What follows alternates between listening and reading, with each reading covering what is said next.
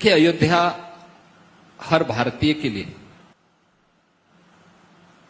अपनी विरासत को आने वाली पीढ़ी को देने का एक अनुपम उपहार भी है। अयोध्या ने हम सबको एक प्रेरणा दी है। कैसे स्पिरिचुअल टूरिज्म का एक हब, एक शहर बन सकता है। 2017 के पहले अयोध्या का लोग नाम लेने से डरते थे, जाने से डरते थे। जब मैं मुख्यमंत्री बना, अयोध्या का मेरा पहला दौरा था, लोग मुझसे कहते थे अरे अब ये क्या कर रहे हैं। जहां दीपोत्सव का कार्यक्रम कर रहे थे तब भी लोग हमसे कह रहे हैं सब क्या कर रहे हैं आप एक बवाल अपने सिर में लेने जा रहे हैं। हमने कहा बवाल नहीं, समस्या का समाधान हम करने जा रहे हैं, समस्या का समाधान होगा।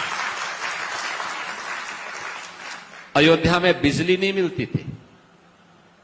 मुझे तो अच्छा लगा कि आप सभी लोग अयोध्या भ्रमण करके भी आए हैं।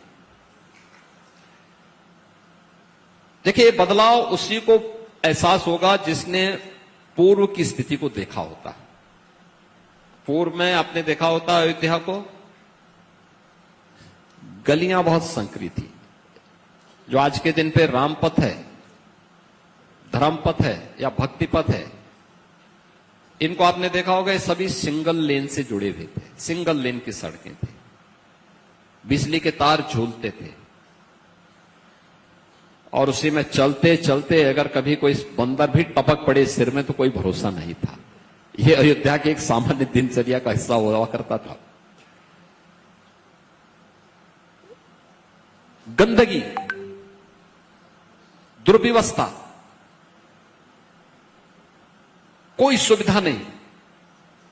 राम जी की पेड़ी, जब आप सरयू जी की आरती करने के लिए गए होंगे, राम जी की पेड़ी में जल, वहां से सरयू जी से जल तो आता था लेकिन वो बाहर नहीं निकलता था।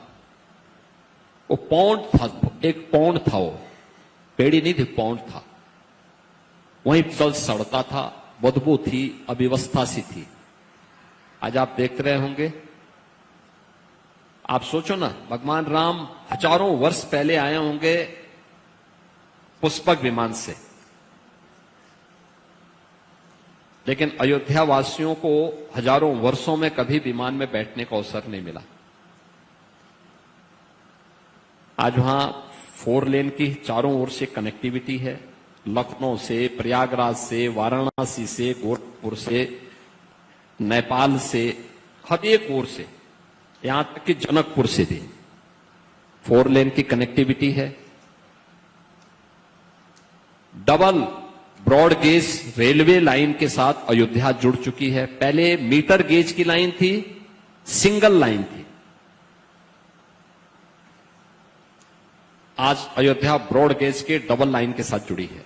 इंटरनेशनल एयरपोर्ट अयोध्या में बन चुका है और वो महर्षि वाल्मीकि के प्रति विरासत का सम्मान प्रभु श्री राम से भी है, महर्षि वाल्मीकि जी से भी। वहां पे जितने अतिथि भवन हैं उनका नाम निषाद राज के नाम पर है। भगवान राम का सबसे पहले आतिथ्य भगवान राम को किसी ने दिया? निषाद राज ने दिया। भगवान राम के मित्र निषाद राज गुहा के नाम पर वहां के अतिथि भवनों का निर्माण, वहां के भोजनालय माता सबरी के नाम पर। अयोध्या उस विरासत का प्रतीक बना है। स्पिरिचुअल टूरिज्म का एक ग्लोबल हब के रूप में अयोध्या उभर चुकी है। सोलर सिटी के रूप में अयोध्या को स्थापित किया जा चुका है। देश की जो पहली सोलर सिटी में से कोई एक है, उनमें से अयोध्या भी एक है। आज वहां पे जितनी भी स्ट्रीट लाइट जलती है, जितने भी सरकारी भवनों में लाइट जलती है, सब सोलर से जो जनरेट होती है, उसी सोलर सिटी, उसी ग्रीन एनर्जी से वहां की सारी लाइटें, वहां पर जगमगाहट वहां अयोध्या के अंदर देखने को मिलती है। अयोध्या हर एक स्तर पर टूरिज्म का भी एक हब बने और टूरिज्म के माध्यम से एम्प्लॉयमेंट जो जनरेट हो रहे हैं, आम नागरिक के जीवन में जो परिवर्तन वहां देखने को मिला है, उनकी जो इनकम बढ़ी है, उसका भी एक केंद्र अयोध्या बना है, मुझे अच्छा है, इस बात को अच्छा लगा मुझे। मैं राम भक्त तो इस बात से प्रफुल्लित है ही, लेकिन अब राम भक्ति की बात वे भी कर रहे हैं जो कल तक राम भक्तों पर गोलियां चलाते थे। उनको भी एहसास हो गया राम भक्ति की ताकत का। अब उनको भी इस बात का एहसास हो रहा है कि अगर वे इससे भटके तो ऐसा ना हो कि जनता फिर उनको हमेशा के लिए ही भटका दे। अब वह भी उस मुद्दे पर आस्था की बात करने लग गए। अब उनको आस्था याद आ रही है, अब उनको साधु संतों का सम्मान याद आ रहा है।